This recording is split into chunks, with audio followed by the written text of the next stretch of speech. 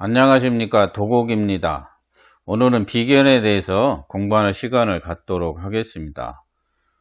사주에서 비견이라는 것은 같은 오행을 말한다. 연, 월, 일, 시에서 여기를 일간 나라고 합니다. 그래서 토일간으로 태어났다.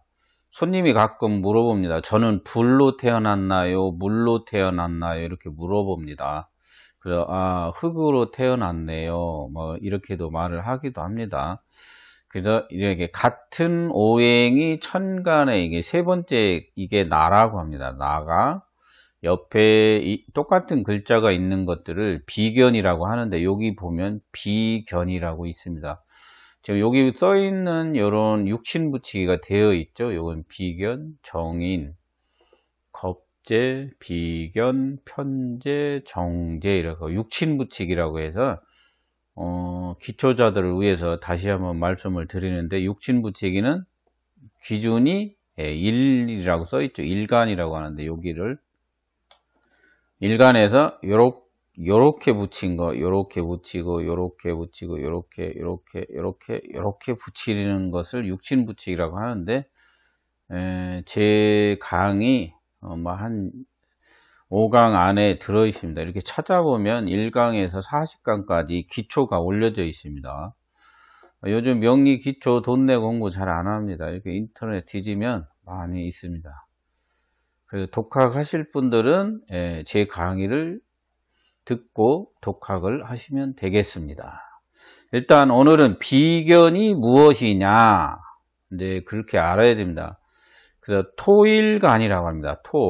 토라고 하는데, 토가 밑에 이렇게 겁재에다가 근을 했습니다. 이걸 이근이라고 합니다. 이근, 다른 것에 근을 했다는 건 뭐냐면 비견 말고 이렇게 겁재에다가 근한 것을 이근이라고 한다.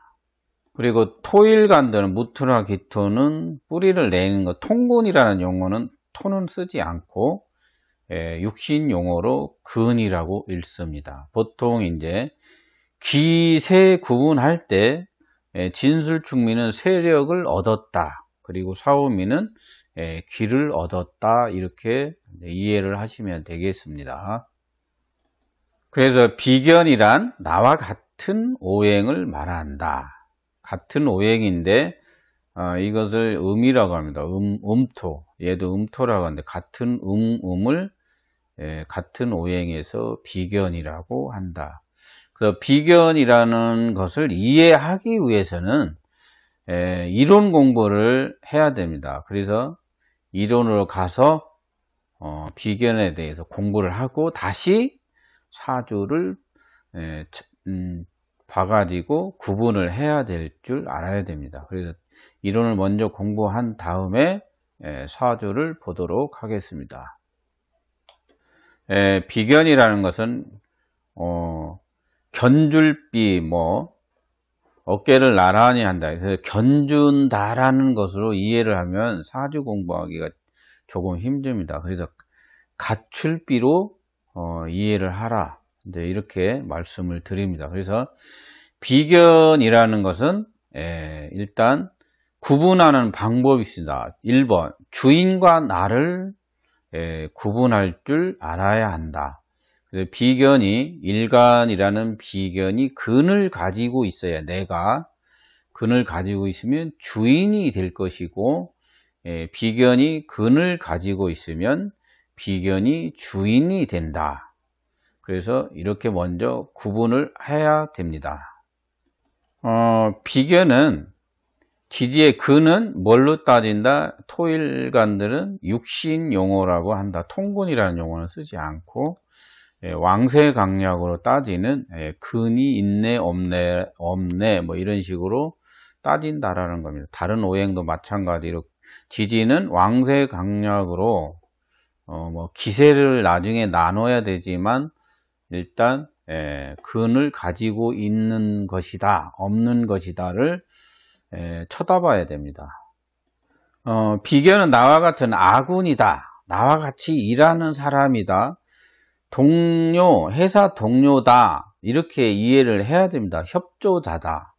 내가 힘들 때 무엇인가 어려운 뭐 편관이 오면 뭐 해결해 준다든가 이런 식으로 비견은 나에게 좋은 작용을 한다. 그러나 비견의 담이 가장 높습니다. 그래서 비견이 담벼락은 비견이 친다고 옛날 말로 그런 말도 있었는데, 하여튼 비견은 가출비, 나와 같이 일하는 회사 동료 직원, 뭐 이렇게 제가 이게 노트북을 쓰고 있는데 이 노트북도 비견입니다.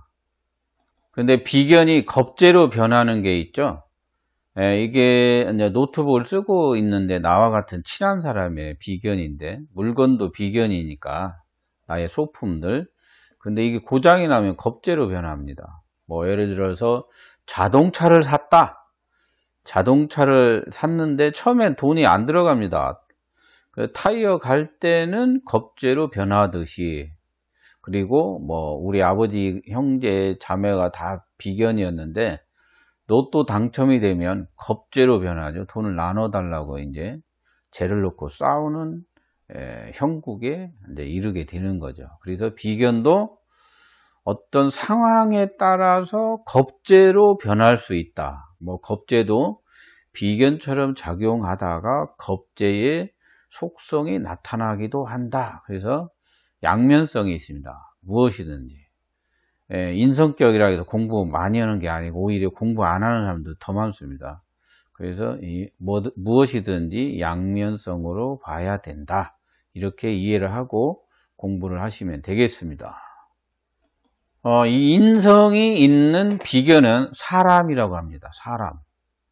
사람들. 인성이 없는 비견은 뭐 물건을 생하러 가거나 뭐 그런 형태로 해석을 하는데, 일단 근황하면 내가 주인이고 근황하지 못하면 비견이 주인이 된다. 그래서 인성이 있는 비견은 나의 지적 능력을, 인성이라는 것은 지적 능력이죠. 뭐 편의는 창의적 창작, 이런 것들은 편인성이고 약간 사적이죠. 그리고 그것이 공적으로 발전을 하려면 뭐 살인상생이 된다든가 이런 식으로 격이 성립이 돼야 됩니다. 그리고 정의는 공적 지식이라고 하고, 그래서 일단 인성이 있는 비견은 나의 지적 능력을 비견에게 줄 수 있다. 인성이 어느 정도 왕해야 됩니다. 너무 왕하면 뭐 상진이 되거나 도식이 됩니다. 인성 입장에서. 그래서 인성이 있는 비견, 겁재는 나의 지적 능력을 비견이나 겁재에게 줄 수 있다.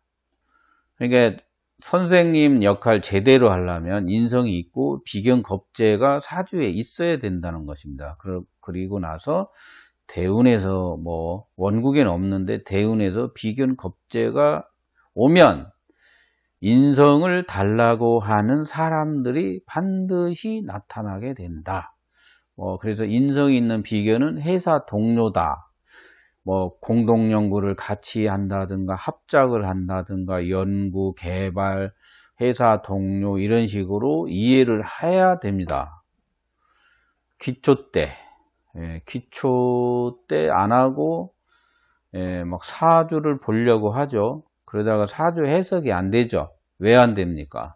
이론이 없으니까 당연히 안 되죠. 그러잖아요. 제가 그랬잖아요. 날개도 없이 푸덕거린다. 그랬죠. 날개도 없이 날르는 건 뭐 통닭이라고 하죠. 통닭. 하여튼 인성이 있는 비견인가? 비견이 있는데 인성이 없으면 비견한테 짜가를 주는 거죠. 그래서 당신은 시스템, 왕수학 브랜드처럼 무엇인가 지적 능력을 매뉴얼화된 것을 가지고 비견에게 전하라. 짜가를 주지 말고, 그런 뜻도 들어 있습니다. 그리고 식상을 생활한 비견은 나의 사업 파트너, 동업자, 같이 일하는 사람으로 보시면 됩니다. 근황하면 내가 사장이요, 근약하면 비견이 사장이 된다. 식상을 생각하지 못하는 비견은 내 돈을 쓰는 사람이라고 보시면 됩니다. 내가 먹여주고 재워지고 책임져야 될 사람들이라고 보시면 됩니다. 그런 사람들은 그러죠. 내가 어떤 사람을 걷어먹였어. 그런데 배신을 당했어. 그래가지고 머리털 난 짐승, 뭐 머리털 난 사람들은, 검은 머리 난 사람들, 두 발로 걷는 사람들은 걷어줄 필요 없어. 뭐 이런 식으로 이제 얘기가 나오게 되죠. 네 번째는 편관을 대항하는 비견이 있습니다. 살을 대항하는 것은 비견이 살을 대항한다. 그러니까 이제 보통 이제 식신, 비견이 식신을 생해서 살을 대항하는 게 있고, 이렇게 뭐 편관을 비견이 막 이게 극해가지고 나 대신 이렇게 얻어맞는 경우가 있습니다. 뭐 옛날 말 변호사 두고 있다, 보호자를 가지고 있다, 이런 말도 씁니다. 그래서 내가 힘들 때 옆에서 비견이 어려운 일 해결도 해주고 영업도 해주고 그런 일도 하게 됩니다. 그리고 5번 정관을 대하는 비견은 경쟁자라고 합니다. 뭐 여자들은 내 남자 뺏어간다 뭐 이런 식으로 통변도 하는데, 오히려 비견의 정관은 내 것을 가져가는 역할이 많고 경쟁자적 역할이 크다고 보시면 됩니다. 그래서 비견이 있는 사람들은 정편관 중에서 편관을 가진 것이 더 좋다라는 것이죠. 나의 어려움을 해결해 주는 거지만 정관은 나의 것을 가져가는 경쟁자 역할이 크다고 보시면 되겠습니다. 6번 인성을 설화 설계된 비견이라고 있는데, 이 설화라는 것은 뭐냐면 인성이 어느 정도 힘을 갖고 비견한테 이렇게 인성이 일간을 생하지만 비견도 생하는 것을 설화라고 합니다. 그리고 인성이 약한데 비견이 가져가는 것은 설기라고 합니다. 설기는 보통 짜가 발생이라고 하고 이 문서문이 약해집니다. 그래서 뭐 어느 집에 갔는데 주인이 잘못돼 가지고 내가 방 같은 거, 문서, 가게 이런 것들이 복이 줄어들 형상이 벌어집니다. 그래서 뭐 옛날 말로 가게 빼세요, 방 빼세요, 무슨 사정이 생겼으니까 빼세요 하는 그런 것들이 벌어진다라는 것이죠. 그래서 설화라는 것은 나의 지식을 공유하는 사람이라고 보시면 됩니다. 그래서 연구, 상담, 컨설팅 뭐 이렇게 교육이 들어가 있습니다. 그래서 인성이 있는 비견이냐 어느 정도 힘이 있냐 이런 걸 볼 줄을 알면 사주를 해석하는데 많은 도움이 되겠습니다.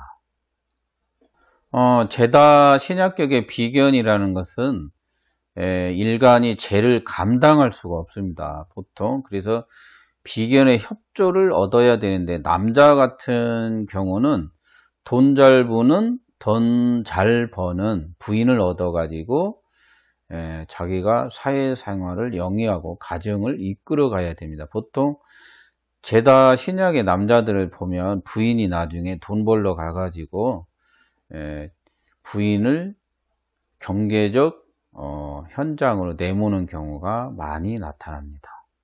그리고 재성을 극하는 비견이라는 건 영역이나 시설 이런 걸 관리를 못 해가지고 자기가 재산을 까먹거나 구물, 뭐 이렇게 부인, 자식, 뭐 이혼하는 사람들이 상당히 많습니다. 그래서 재성을 극하는 비견, 재성이 영역이라고도 합니다. 그래서 시설물, 영역, 공간 이런 것들을 극해한다는 것은 자기가 이제 판단 잘못에 의한 손실이 오는 것을 뜻합니다. 그렇게 해서 대충 기초 때 비견이 뭐 이렇게 구분하는 게 이렇게 많아? 뭐 비견 뭐 형제 동업 뭐 돈 뺏어가고 뭐 맨 이런 것만 알았는데 뭐 이렇게 많아? 네, 그럴 수 있습니다. 사주를 해석하려면 요 정도는 알고 해야 조금 기초적으로 몇 마디 할 수 있습니다. 그래서 사주를 보고 다시 말씀을 드리도록 하겠습니다. 짠! 일단 비견이 사주에 있다. 기토일간입니다. 그러면 구분을 해야 됩니다. 비견이 있는데 인성이 있는가? 여기 인성이 있습니다. 인성, 목생화 받은 인성이 있다. 가을에 태어나 가지고 수월에 태어나서 추동절 태어나서 춘화절로 넘어가고 있습니다. 사주가. 그러면 인성이 있으면 비견한테 이게 설기냐 설하냐를 알아야 된다. 지식을 비견할 때 줄 때, 지적 능력을 줄 때, 비견한테 이렇게 생화냐 설화냐 설기냐 이렇게 구분하는 건데, 생화는 원령에서 따져야 됩니다. 원령에서 따지는 것이고, 일단 이 사주는 인성이 비견한테 나누어 줄 정도의 인성을 가지고 있다. 그래서 이거는 회사 동료, 그리고 공동 연구, 발표, 교육, 상담, 컨설팅 뭐 이런 거 할 수 있다고 보면 됩니다. 그래서 수월에 여기 보면은 이제 춘화절로 왔는데 음양이 계수병화가 있습니다. 계수병화가 있기 때문에 목을 키울 수 있다. 목을 키운다라는 것은 뭐라고 하죠? 교육할 수 있습니다. 그 뜻이죠. 그래서 이 사주는 현재 교육 강의를 하고 있는 사주입니다. 그래서 인성 지적 능력을 이렇게 인성대운이 왔죠. 이렇게 인이 왔습니다. 인이 여기 갑을 병정 해가지고 이렇게 목 화로 대운이 위에서 가고 있습니다. 그래서 인성이 천간에 세력을 얻었습니다. 그래가지고 보통 이제 기라고 그러죠. 토일간에 이렇게 진술충미는 세를 얻었다 이렇게 하고 사오미는 기를 얻었다. 이 기라는 것은 사람이 현명합니다. 그래서 기토일간이 사오미 있으면 사람이 현명하잖아요. 그래서 이 사람은 지적 능력을 사용하면서 살아가고 있습니다. 나중에 이제 궁통봉암에서는 기토일간이 계수가 있고 간목 병화가 있으면 귀한 사람이 데려간다. 공무원도 할 수 있고 또 지적 능력을 전달해주는 교육 강의를 할 수 있는 사주다. 이렇게 구분을 해야 됩니다. 그리고 추가적으로 술중에 신금사령입니다. 인호술이 안 돼 있고 근데 토일과는 격이 못 잡고 하니까 식신생제격 이렇게 잡으시면 됩니다. 그래서 식신생제. 그 직업이 튼튼하고 언제 이것은 나중에 더 자세히 하고 일단 오늘은 비견이 구분하는 방법을 알아야 한다. 재성이 있고 이게 쟁제라고 그러죠. 이게 재성을 극하는 비견이 있고 그리고 인성이 비견 겁재를 생겨서 재를 통제하는 게 있습니다. 그것도 나중에 이제 구분을 해야 되는데 일단 인성이 일간을 생하면 재성을 통제할 수 있다는 거죠. 지적 능력을 생해서 벌이 활동, 전문적 지식을 사용해서 벌이를 늘려나갈 수 있는 사주라고 보시면 되겠습니다.